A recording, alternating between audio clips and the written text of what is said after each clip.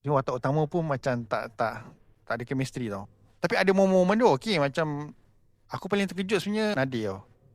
Nadir Nassar ni macam dia selalu kalau dia dalam kalangan watak-watak remaja, dia lead tau.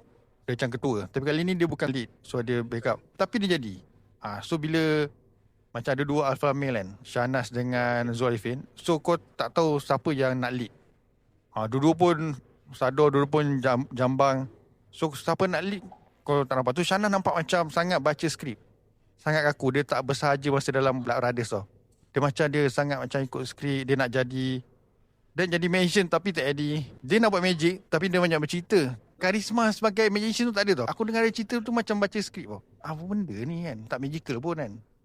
Tapi Zulifin aku still respect. Zulifin dia macam dia berlaku jadi dia je sebenarnya. Tapi jadi. Tapi jadi. Itu yang kelebihan Zulifin ni. Dia tak payah berlaku jadi dia pun dah menarik.